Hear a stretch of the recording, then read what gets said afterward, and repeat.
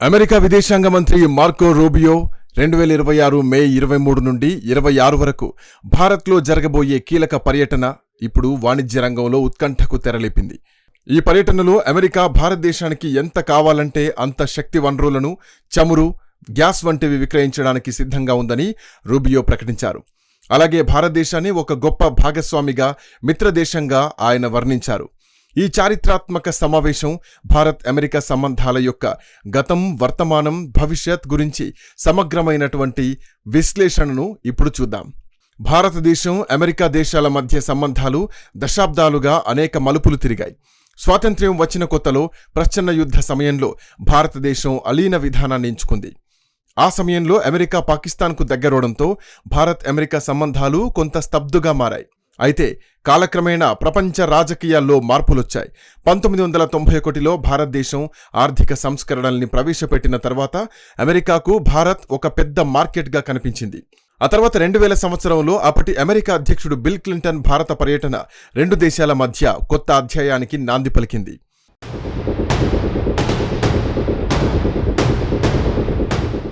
2008లో జరిగిన చారిత్రాత్మక పౌర అణు ఒప్పందం భారత్ అమెరికా బంధాన్ని పూర్తిగా మార్చేసింది. భారత్ను ఒక దౌత్యాయుతమైన అణు శక్తిగా అమెరికా గుర్తించింది. గతంలో భారతదేశం తన ముడి చమురు అవసరాల కోసం కేవలం గల్ఫ్ దేశాలపైనే ఎక్కువగా ఆధారపడేది. అమెరికా నుండి ఇంధన దిగుమతులు చాలా తక్కువగా ఉండేవి.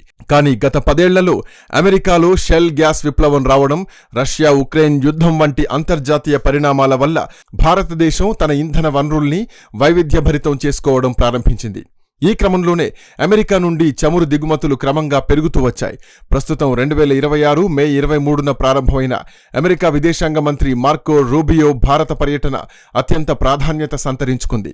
డొనాల్డ్ ట్రంప్ నేతృత్వంలోని ప్రస్తుత అమెరికా ప్రభుత్వం భారతదేశంతో బలమైన బంధాన్ని కోరుకుంటోందని ఈ పర్యటన నిరూపిస్తోంది.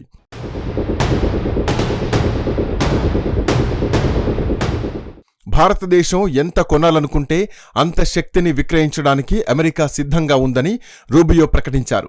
ప్రస్తుతం అమెరికాలో చమురు, గ్యాస్ ఉత్పత్తి రికార్డు స్థాయికి చేరింది. ప్రపంచవ్యాప్తంగా స్ట్రైట్ ఆఫ్ హర్మూజ్ ప్రాంతంలో ఉద్రిక్తతల వల్ల చమురు సరఫరాకు ఆటంకాలు ఎదురవుతున్న తరుణంలో భారతదేశ ఇంధన భద్రతకు అమెరికా ఒక నమ్మకమైన భాగస్వామిగా ముందుకు రావడం ఇక్కడ గమనార్హం. రష్యాపై ఉన్న అంతర్జాతీయ ఆంక్షల నేపథ్యంలో రష్యా ఆదాయాన్ని తగ్గించడానికి, భారతదేశానికి ప్రత్యామ్నాయ మార్గాలను చూపించడానికి అమెరికా ప్రయత్నిస్తోంది.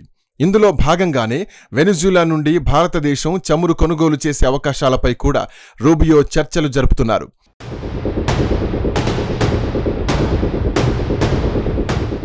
ఈ పర్యటనలో భాగంగా రూబియో కేవలం ద్వైపాక్షిక చర్చలకే పరిమితం కాకుండా ఢిల్లీలో జరగబోయే quad, Bharat, America, Japan, Australia విదేశాంగ మంత్రుల సమావేశంలో కూడా పాల్గొంటున్నారు.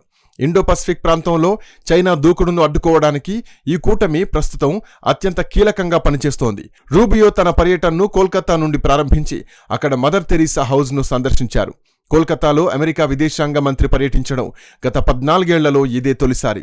ఆ తర్వాత ఆయన ఢిల్లీలోని ప్రధానమంత్రి నరేంద్ర మోదీ, విదేశాంగ మంత్రి ఎస్ జైశంకర్లతో పాటు ఆగ్రా, జైపూర్ నగరాలను కూడా సందర్శించనున్నారు. ఇది రెండు దేశాల మధ్య ఉన్న సాంస్కృతిక, రాజకీయ బంధాన్ని సూచిస్తోంది.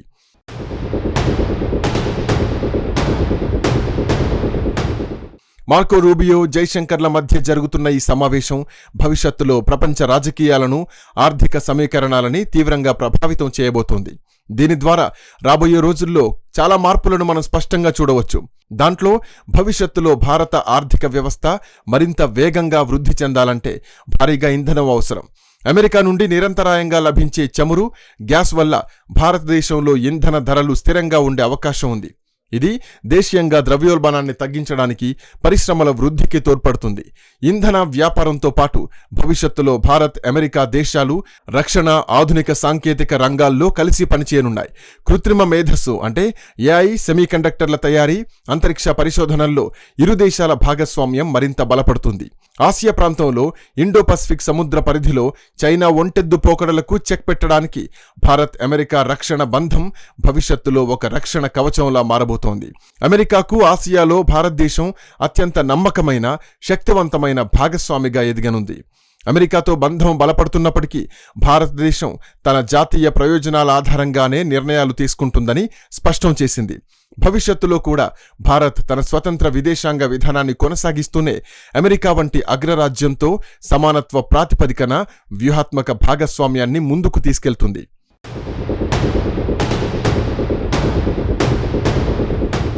ఒకప్పుడు దూరంగా ఉన్న ఈ రెండు అతిపెద్ద ప్రజాస్వామ్య దేశాలు భారత్, అమెరికా ప్రస్తుతం వర్తమానంలో ఒకరికొకరు అత్యంత అవసరమైన భాగస్వాములుగా మారడం ఆసక్తికరంగా ఉంది. ఈ సమావేశం కేవలం వ్యాపార ఒప్పందాలకే పరిమితం కాకుండా భవిష్యత్తులో ప్రపంచ శాంతిని, ఆర్థిక స్థిరత్వాన్ని శాసించే దిశగా ఒక బలమైన పునాదిని వేస్తోంది.